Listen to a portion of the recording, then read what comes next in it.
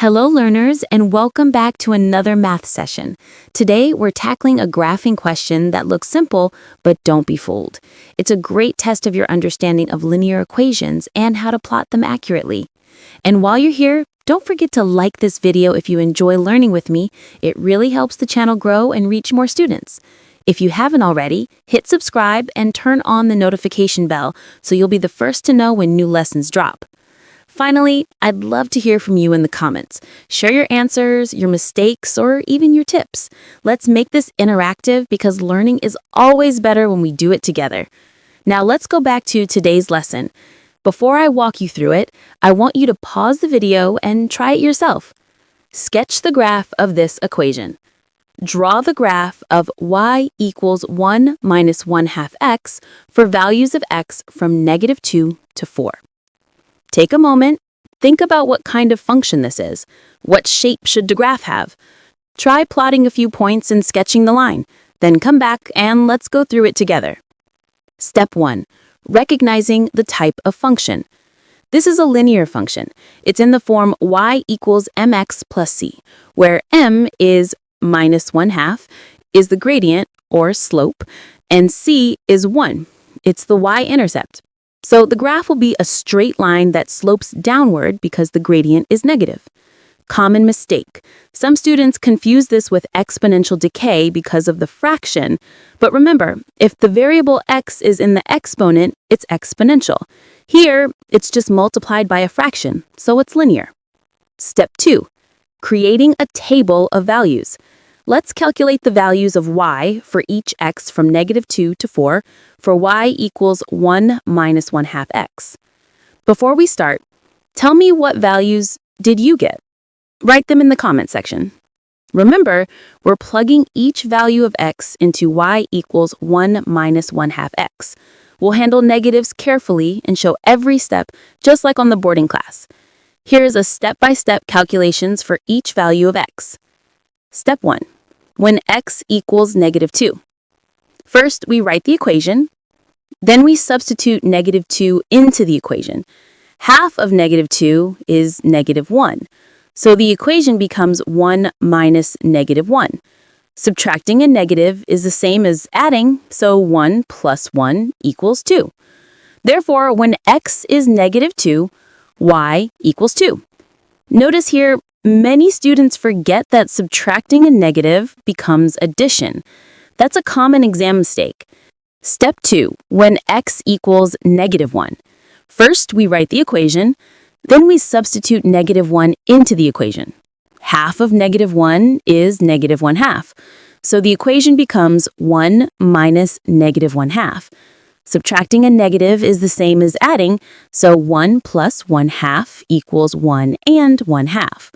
Therefore, when x is -1, y is 1.5. Tip: always keep fractions exact first, then convert to decimals if needed. That avoids silly rounding errors. Step 3. When x equals 0, first we write the equation, then we substitute 0 into the equation. Half of 0 is 0, so the equation becomes 1 minus 0, which is simply 1.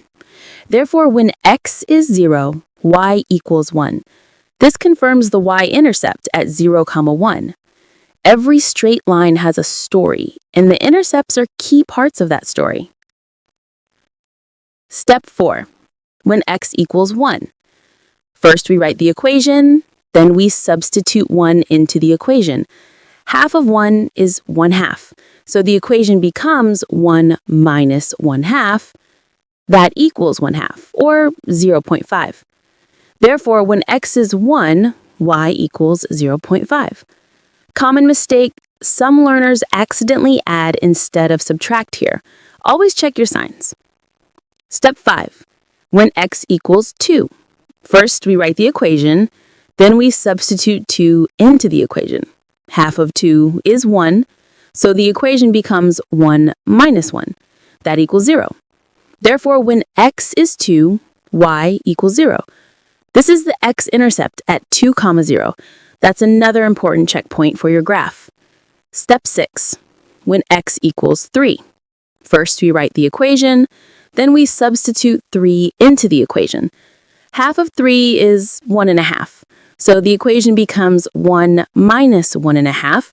That equals negative 1/2, or negative 0.5.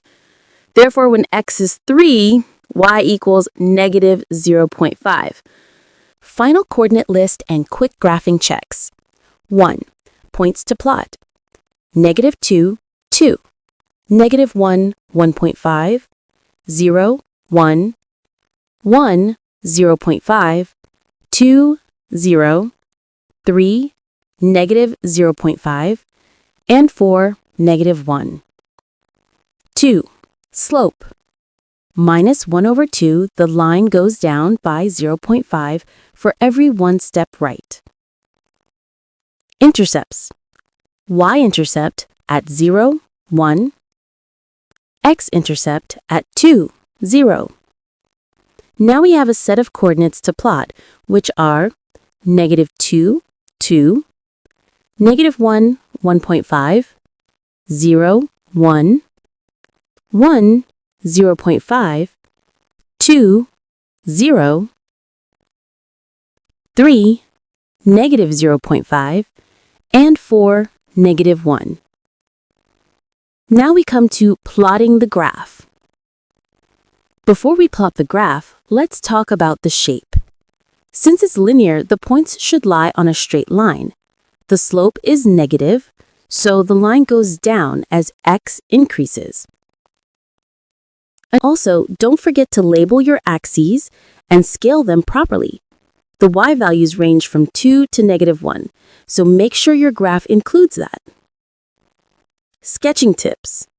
When sketching, 1. Plot each point carefully. 2. Use a ruler to draw the line through the points. 3.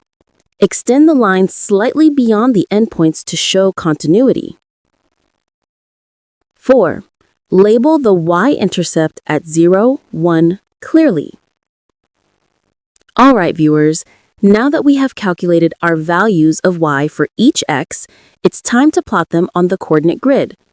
Remember, each point is written as x, y, where x tells us how far to move along the horizontal axis, and y tells us how far to move up or down the vertical axis.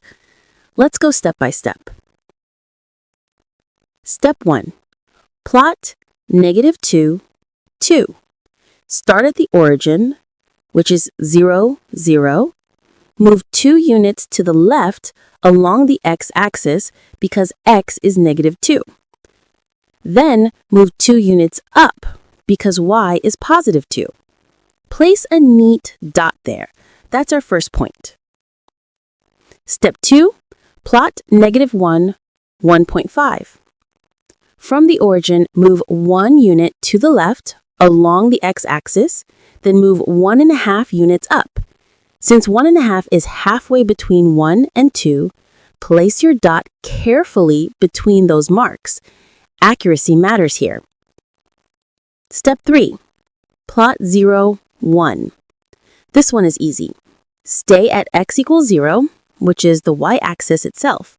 Then move 1 unit up. Place your dot at 0, 1. Notice this is the y-intercept, the point where the line crosses the vertical axis. Step 4. Plot 1, 0.5. Now move 1 unit to the right along the x-axis, then go half a unit up. Place your dot halfway between 0 and 1 on the y-axis. That's 1, 0.5. Step 5. Plot 2, 0. Move 2 units to the right along the x-axis, then stay at 0 on the y-axis. Place your dot right on the x-axis at 2, 0. This is the x-intercept, the point where the line crosses the horizontal axis. Step 6. Plot 3, negative 0.5. Move 3 units to the right along the x-axis, then go down half a unit because y is negative.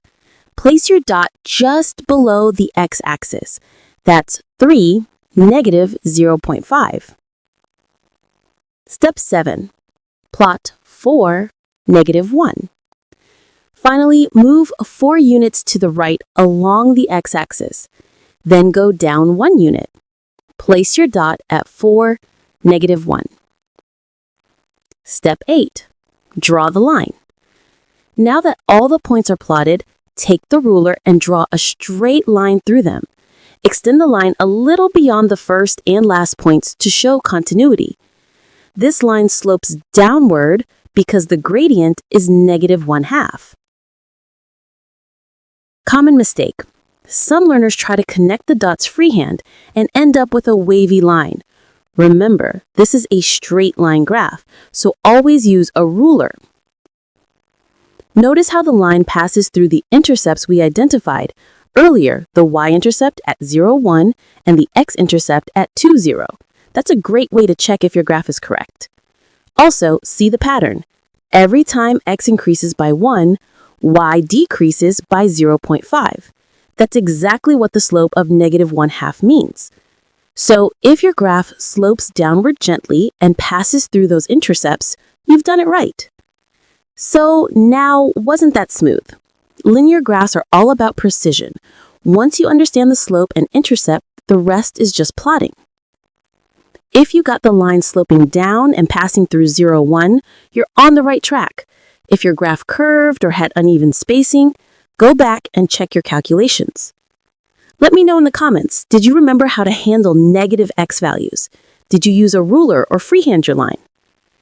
In the next video, we'll compare this linear function to an exponential one, so you can really see the difference in shape and behavior. That's a powerful skill for exams. So stay tuned, and remember, every graph tells a story. Your job is to read it and write it with clarity. Great work today, learners! If you enjoyed this lesson and learned something new, don't forget to give this video a thumbs up. It really helps the channel grow. Make sure you subscribe and turn on the notification bell so you never miss the next lesson. And I'd love to hear from you. Drop your answers, questions, or even the mistakes you made in the comments below. Remember, sharing is part of learning. Finally, check out the other videos on the channel for more practice and explanations.